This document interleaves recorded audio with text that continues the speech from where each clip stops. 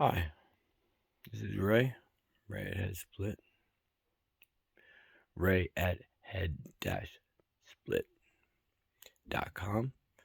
And did you know that these meters I'm about to show, regular water meter, and water companies coming out and they're putting on these things for remote reading.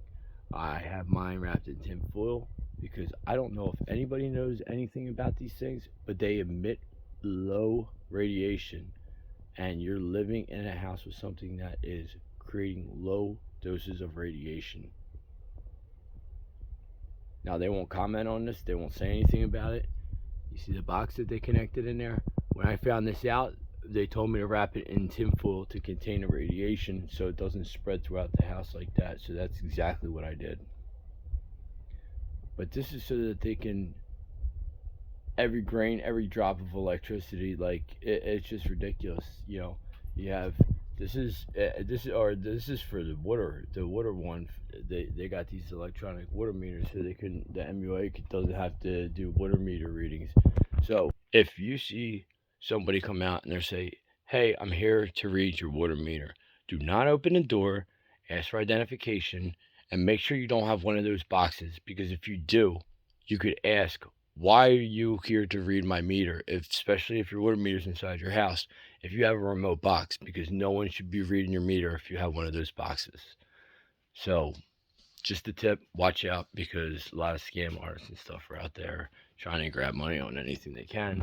And I heard a couple complaints about people around me about water companies and electric companies coming up, putting these boxes in and stuff like that, and that was true. But if you have a box already, make sure or check to see if you have one. Especially, your water connection is always inside, because if it's outside, it's going to freeze, obviously. So make sure you check that. The only thing that somebody should be checking for outside is your electrical grid box. That's the only meter reader, but they just come up, read it, mark it, leave. They don't knock or anything like that.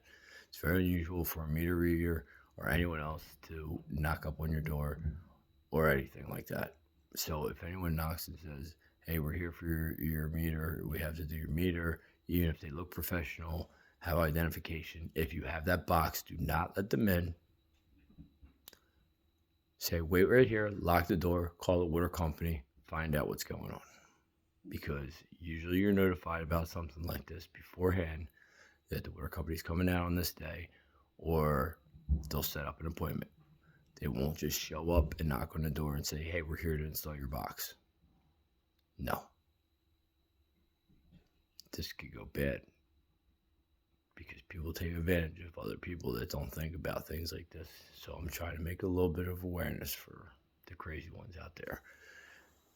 Because why everyone's talking about UAPs and all this other stuff, and entities and skinwalkers and zombie plagues and everything else that was declassified in all these government documents.